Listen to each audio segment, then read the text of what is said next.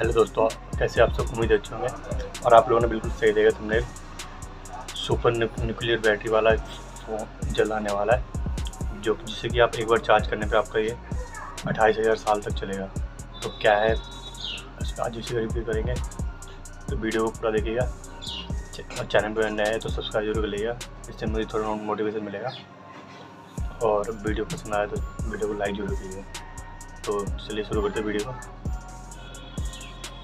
दोस्तों ये बात तो बिल्कुल सच है कि आज हम इंसान मोबाइल से लेकर स्मार्ट वॉच तक और इलेक्ट्रिक व्हीकल से लेकर मेडिकल इक्विपमेंट्स तक सिर्फ और सिर्फ बैटरीज पर ही डिपेंडेंट है, क्योंकि इनके बिना ये सभी चीजें चल ही नहीं सकती। लेकिन यार, जिन बैटरीज को हम फिलहाल में यूज करते हैं उन्हें चार्ज करने की जरूरत होती है, जिसके चलते हर किसी के मन में एक ना एक बार ये ख्याल तो जरूर आता है कि क्या ऐसा पॉसिबल नहीं है कि हमें कभी अपने डिवाइसेस को चार्ज ही ना करना पड़े। वेल दोस्तों, ऐसा बिल्कुल पॉसिबल है, क्योंकि हाल ही में वैज्ञानिकों ने एक ऐसा बैटरी बनाया है जो बिना चार्जिंग के करीब 28,000 साल तक चलने की क्षमता रखती है। तो दोस्तों चलिए जानते हैं इसी बैटरी के बारे में और कैसे ये दुनिया को बदल सकती है। तो हेलो गाइस, मैं हूं कौशिक और चलिए शुरू करते हैं आज के इस एपिसोड को। दोस्तों, जब बात बैटरीज की आती है तब ये एक ऐसा इन्वेंशन है जिनके ना होने से हम सभी ना तो अपने मोबाइल, लैपटॉप, टैबलेट और इलेक्ट्रिक व्हीकल को चला पाते और ना ही स्पेस में मौजूद कुछ सैटेलाइट्स अर्थ को ऑर्बिट कर पाती, क्योंकि इन सभी को ऑपरेट करने में बैटरीज एक इंपॉर्टेंट रोल प्ले करती है। लेकिन यार, प्रेजेंट समय में जो बैटरीज इन सभी इलेक्ट्रॉनिक्स के अंदर यूज हो रही है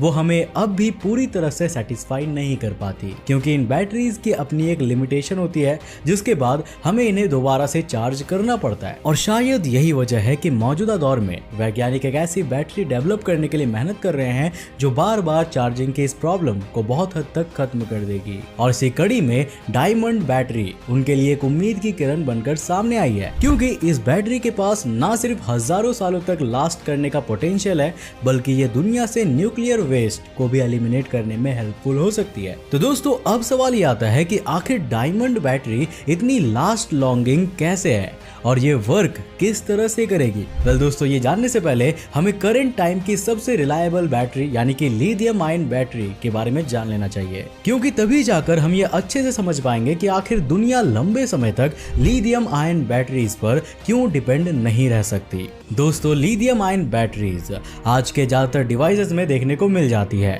और यहाँ तक कि आप जिस डिवाइस पर यह वीडियो देख रहे हो उसमें भी लिथियम आयन बैटरी ही इस्तेमाल हुई है। अब इतना ही नहीं, अगर आप अपनी पहली इलेक्ट्रिक कार खरीदने का सपना देख रहे हो तो ये भी लिथियम आयन बैटरीज की वजह से ही पॉसिबल हो रहा है। अब इसी तरह दुनिया के ज्यादातर बैटरी एनर्जी स्टोरेज सिस्टम्स में भी लिथियम आयन बैटरीज ही काम कर रही है, जो दिखाता है कि मौजूदा दौर में दुनिया किस हद तक लिथियम आयन की तरफ झुकती जा रही है। अब खैर, ऐसा नहीं है कि दुनिया लंबे समय से इन्हीं बैटरीज को यूज कर रही है, क्योंकि यार पिछले दशक में इन बैटरीज का ज्यादा विस्तार हुआ है और उसके पहले दुनिया इंटेंसिव एप्लीकेशन में इस्तेमाल के लिए लेड एसिड बैटरीज पर डिपेंड करती थी, क्योंकि इस बैटरी के भी अपने अलग बेनिफिट्स थे। अब भले ही आज इंसान लिथियम आयन बैटरीज को ज्यादा तवज्जो क्यों ना दे रहे हो, पर इन बैटरीज की भी अपनी एक लिमिटेशंस है जिन्हें हम ह्यूमंस चाह कर भी फुलफिल नहीं कर सकते। अब एग्जांपल के तौर पर देखा जाए तो लिथियम आयन बैटरीज और सेल्स उतनी ज्यादा रोबस्ट नहीं है जितनी की कुछ दूसरी रिचार्जेबल टेक्नोलॉजीज है, क्योंकि लिथियम आयन बैटरीज को पूरी तरह से डिस्चार्ज और ओवरचार्ज होने से बचने के लिए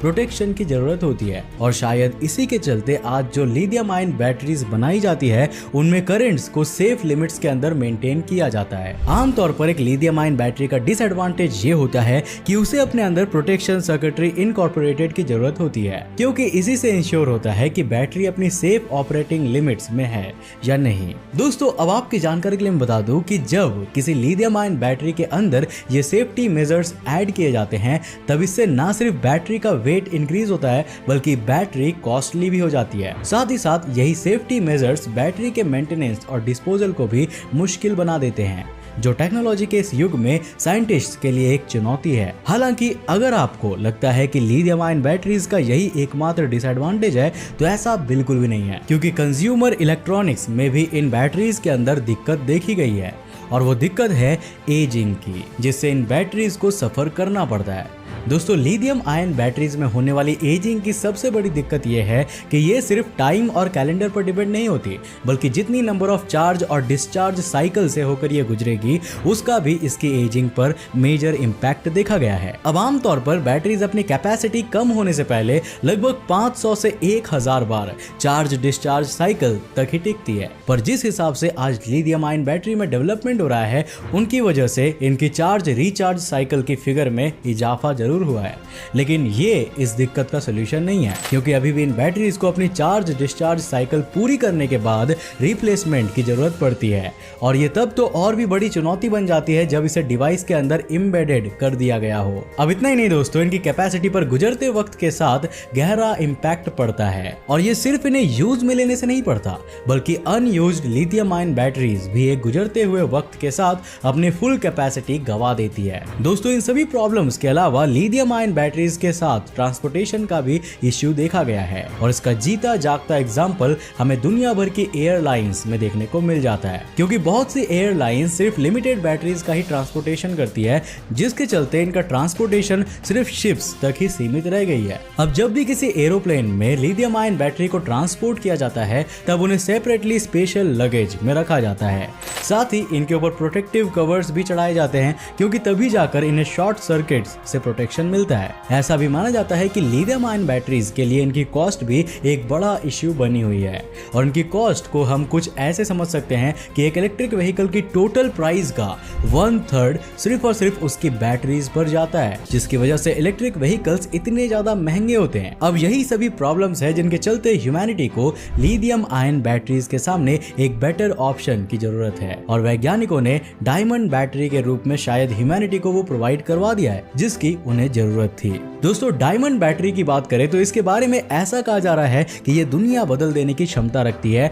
और इसका डेवलपमेंट करने वाली कंपनीज में फिलहाल सबसे आगे California based startup company NDB है, जिसने हाल ही में अपनी नैनो डायमंड बैटरी अनाउंस किया है। हालांकि भले ही कंपनीज इसे नैनो डायमंड बैटरी क्यों ना कह रही हो, पर जहां तक पब्लिक की बात है तो उन्होंने इसे न्यूक्लियर डायमंड बैटरी का नाम दिया है, क्योंकि NDB कंपनी इसे बनाने में उस टेक्नोलॉजी का यूज कर रही है जो न्यूक्लियर वेस्ट के आर्टिफिशियल डायमंड में इनकेस करने से डेवलप होती है। दोस्तों आपको जानकर आश्चर्य होगा कि जिस नैनो डायमंड बैटरी को साइंटिस्ट डेवलप कर रहे हैं उसका मैक्सिमम लाइफ स्पैन करीब 28,000 साल का होगा, जो कि एक तरह से अनंत काल की है। दोस्तों इस न्यू नैनो टेक्नोलॉजी बैटरी की सबसे खास बात यह है कि यह आने वाले समय में लो कार्बन पावर का सोर्स बन जाएगी और एरोप्लेन से लेकर स्मार्टफोन जैसी हर चीज में इस्तेमाल होगी। अब सवाल यह आता है कि आखिर न्यूक्लियर डायमंड बैटरी का आइडिया सबसे पहले किसके दिमाग में आया था? तो दोस्तों मैं आपको बता दूं कि इस बैटरी को सबसे पहले साल 2016 में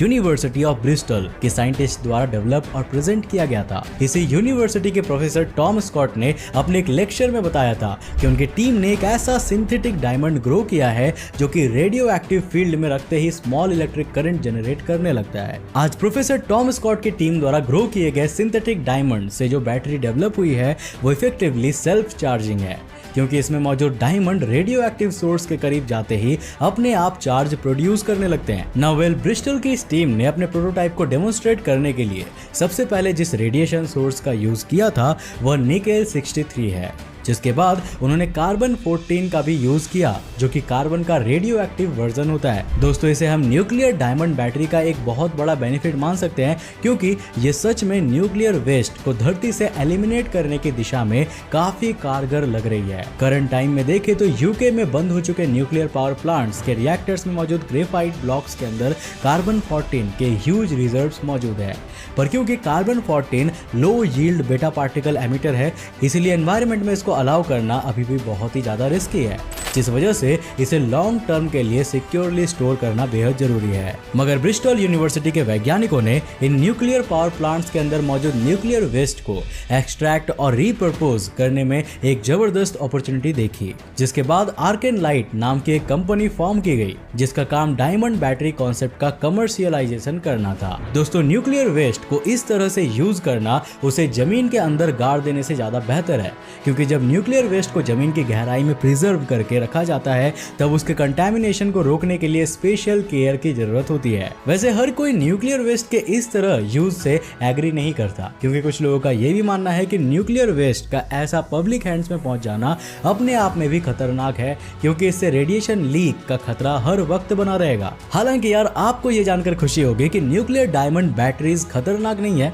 क्योंकि ये फोटोवोल्टेक सोलर सेल के जैसे ही बेटा वोल्टेक है, जो कि इलेक्ट्रिसिटी में कन्वर्ट होने के लिए लाइट की जगह बेटा रेडिएशन का यूज करती है। अब शायद ही आपको मालूम होगा कि इस बैटरी की मैन्युफैक्चरिंग केमिकल वेपर डिपोजिशन के द्वारा होती है, जिसमें कार्बन 14, मीथेन और हाइड्रोजन प्लाज्मा को हाई टेम्परेचर पर रखकर डायमंड फिल्म्स ग्रो की जाती है। जिस डायमंड को बैटरी के अंदर यूज किया जा रहा है वो लार्ज क्रिस्टलाइन ग्रेन्स की थिन लेयर से बना हुआ होता है, जिसके चलते ये अंगूठियों पर लगने वाले डायमंड से काफी ज्यादा छोटा होता है। अब अगर आप सोच रहे हो कि इसका स्ट्रक्चर मल्टी लेयर ही क्यों है, तो ऐसा इसीलिए क्योंकि मल्टी लेयर स्ट्रक्चर होने के चलते इसमें रेडिएशन लीकेज का खतरा लगभग खत्म हो जाता है। साथ ही साथ इसकी वजह से ह्यूमन हेल्थ पर होने वाले सभी खतरे भी काफी कम हो जाते हैं। अब इन्हीं चीजों को ध्यान में रखते हुए अब आर्केन लाइट नाम की इस कंपनी ने छोटे डिवाइसेस से लेकर इलेक्ट्रिक व्हीकल्स में भी इन बैटरीज को यूज करने की तैयारी शुरू कर दी है और उन्हें इसमें बहुत हद तक सफलता भी मिली है।